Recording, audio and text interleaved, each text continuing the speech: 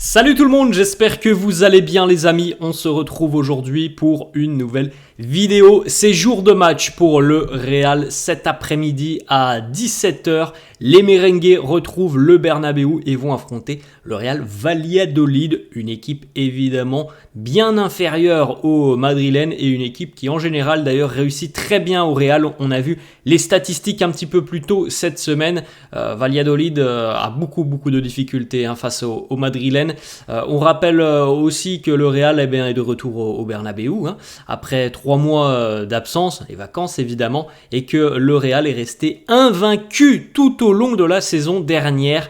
Personne n'est venu s'imposer du côté du Bernabéu, donc on espère qu'on aura la même série tout au long de la saison. Premier épisode donc cet après-midi, 17h, la réception de Valladolid, avec pour objectif aussi un côté madrilène, montrer un visage plus conquérant que celui que l'on a pu voir la semaine dernière du côté de Majorque, avec toutes les explications que l'on a pu évoquer tout au long de la semaine. On attend évidemment un visage beaucoup plus conquérant du Real cet après-midi face à Valladolid.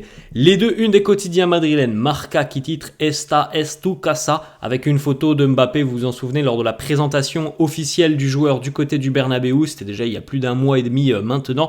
Eh bien, l'heure a sonné, c'est aujourd'hui les grands débuts de Mbappé au Bernabéu cet après-midi.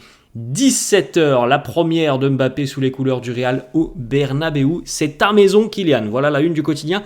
Marca, à noter que le Barça s'est imposé hier 2-1 face à l'Athletic Bilbao. Donc le Barça compte déjà 6 points. Le Real est donc déjà un petit peu dans l'obligation de s'imposer cet après-midi face à Valladolid.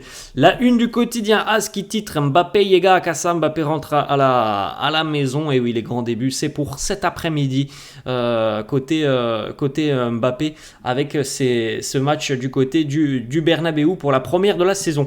Regardez les petites photos hier, donc on rappelle que le programme de cette fin de semaine avait été un petit peu chamboulé. Traditionnellement, la conférence de presse d'avant-match a lieu justement la veille du match.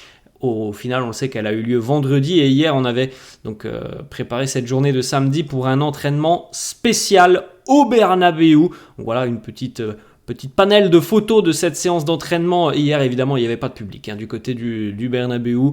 Une petite information d'ailleurs sur le retour au Bernabéu. Depuis l'installation du toit, on constate son effet isolant au Bernabéu. Heureusement, je pense que ça avait été quand même pensé par les architectes et par les ingénieurs. En hiver, la température intérieure est à 8 degrés supérieure par rapport à celle à l'extérieur, et en été, elle est à 8 degrés inférieure par rapport à l'extérieur. Donc je ne sais pas combien il va faire de degrés cet après-midi du côté de Madrid, certainement une trentaine de degrés, on est quand même au mois d'août à Madrid. Donc je suppose que le toit sera fermé cet après-midi pour que l'atmosphère soit un petit peu plus frais au sein du Bernabéu. La petite particularité de cet entraînement hier, pourquoi les Madrilènes se sont entraînés au Bernabéu et non pas par exemple, comme c'est tout le temps le cas, du côté du centre d'entraînement. Eh bien, le but c'était aussi de pouvoir tester et tenter déjà de prendre ses premières marques et de s'habituer un petit peu à cette nouvelle pelouse. Donc voilà, je pense que les joueurs ont pu évidemment commencer à prendre différents repères avec cette nouvelle pelouse. On n'a pas eu de déclaration, on n'a pas eu de commentaires sur l'état de la pelouse. De toute façon, on s'en rendra bien compte cet après-midi à 17h devant la télé. On verra bien si elle est de bonne facture ou non, cette pelouse. Mais en tout cas, voilà, elle a de nouveau été changée pour ce début de saison. D'autres petites photos, regardez cette belle photo, elle a quand même de la gueule celle-là, on retrouve pas mal d'immenses stars assises. Bon là, à ce niveau, on a l'impression de voir du gazon, mais bon, parfois c'est un petit peu trompeur les amis. Quand on prend de la hauteur avec les caméras, on voit de grosses taches marron. C'est parfois ce qui est arrivé la saison dernière, donc on espère que ça ne sera pas le cas et que ça sera justement une belle moquette pour que les joueurs évidemment puissent développer leur jeu à merveille. Belle photo, là on retrouve d'immenses cracks. Autre petite photo, voilà le premier entraînement aussi pour Mbappé du côté du Bernabéu. On espère qu'il va débloquer le compteur cet après-midi en Liga et qu'il va déjà faire vibrer et frissonner le public du Bernabéu. Aurélien Tchouaméni et Ferland Mendy, les deux Français aussi en action hier sur la pelouse du Bernabéu. Arda Güler aussi qui nous dit There is no place like home. Il n'y a pas d'endroit comme la maison. Très heureux Arda de fouler la pelouse. Alors peut-être qu'il y aura du temps de jeu cet après-midi pour Arda. C'est ce qui a été évoqué par le quotidien AS qui annonce donc que Modric sera certainement titulaire en lieu et place de Jude Bellingham et que Arda pourrait potentiellement entrer en seconde mi-temps pendant une trentaine de minutes. Voilà, c'est ce qui a été évoqué par le quotidien AS. On regardera de toute façon les compos d'équipe dans quelques instants. Vini et Luka Modric aussi à l'entraînement. On regarde maintenant les amis le groupe retenu par Carlo Ancelotti. Vous pouvez faire un petit arrêt sur image si ça vous intéresse évidemment. Bon, on a les absences habituelles et traditionnelles avec notamment David Alaba, avec Jude Bellingham aussi, l'absence toute récente de Jude Bellingham et puis Eduardo Camavinga. D'ailleurs, on regarde les amis les deux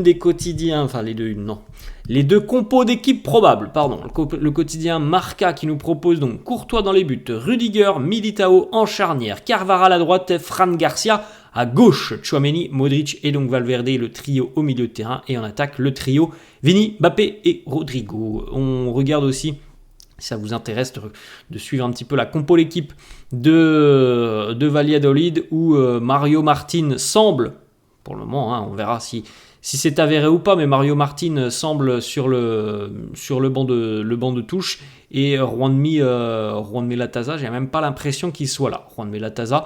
Donc voilà, normalement Mario Martin sera certainement sur le banc de touche. La composition du quotidien AS, Courtois, Rudiger, Militao, Carvajal ou Lucas Vazquez. Alors je vois pas pourquoi ça serait Lucas Vazquez, ça me surprendrait beaucoup. On n'a pas beaucoup entendu parler d'un quelconque pépin pour Carvajal. Alors on a pu le voir, je pense, déjà sur les 2 premiers matchs. Il n'est pas encore au top, Dani Carvajal, mais je ne vois pas pourquoi ce serait Lucas Vazquez. Fran Garcia côté gauche, Modric, Tchouaméni, Valverde au milieu de terrain, Vini, Mbappé et Rodrigo. Donc bon, normalement, les amis, ce sera cette compo qui démarrera cet après-midi. On a une petite information sur Jude Bellingham. Alors, c'est pas une information, ça c'est une photo évidemment de la séance de jeudi, je crois. Jude a déjà démarré son processus de récupération. On rappelle que voilà, l'absence est fixée pour à peu près un mois pour l'international anglais. Du côté d'Eduardo Camavinga, ça c'est une photo d'hier. Lui aussi suit son processus de récupération. Ça fait déjà plus de 15 jours que malheureusement il a été touché par un pépin physique, Eduardo. Et on sait que ça sera à peu près 2 mois d'absence. Donc voilà, ça suit son cours pour Eduardo Camavinga. Une petite information sur Andriy Lunin. Il est maintenant quasiment acté que Lunin va continuer au Real jusqu'au moins en 2025. Il était proche de prolonger son contrat jusqu'en 2028. Des sources proches du joueur annoncent que voilà, le destin d'Andriy Lunin est entre les mains du club, mais qu'à l'heure actuelle, du côté de Madrid, on lui a demandé de rester, mais on n'a pas encore acté cette prolongation jusqu'en 2028. Donc il semble que la tendance qui nous intéresse pour le moment, c'est jusqu'à la fin du mercato, il devrait rester. Lunin devrait être le numéro 2 cette saison derrière Thibaut Courtois, et bon, peut-être que tout ça sera réévalué au cours de la saison. On rappelle quand même que son contrat se termine donc en 2025, donc dans un an. Donc voilà, je pense que tout ça sera réévalué au cours de la saison. Est-ce qu'on le laissera partir librement ? Est-ce que on lui accordera une nouvelle prolongation de contrat ? Mais en tout cas, il y a peu de chances maintenant que Lunin quitte le club d'ici à la fin du mercato.